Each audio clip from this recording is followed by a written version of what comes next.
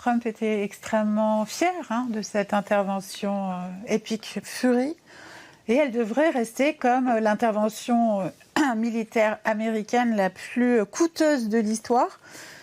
Certains évoquent en France à l'IRIS 60 à 70 milliards de dollars rien que pour tout l'aspect militaire, présence dans la région, etc. On ne parle même pas des conséquences économiques, inflationnistes, catastrophiques pour le peuple américain.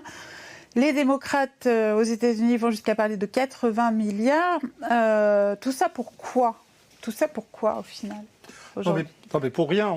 On vit la désintégration, la décomposition du système américain. C'est un processus long, parce que la puissance américaine était immense et incomparable. C'est au lendemain de la Deuxième Guerre mondiale, l'industrie américaine, c'était presque la moitié de l'industrie mondiale.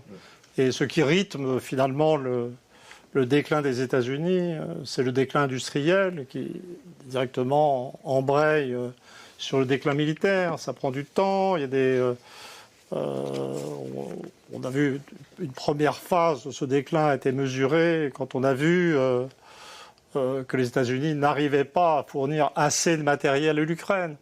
C'est quand même tout à fait spectaculaire.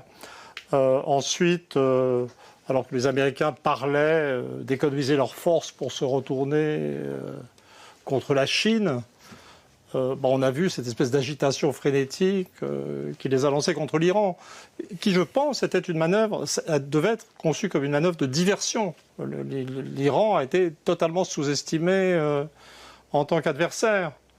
Maintenant, les Taïwanais attendent la livraison des biens militaires qu'ils ont commandés et que les Américains ne sont pas capables de leur fournir.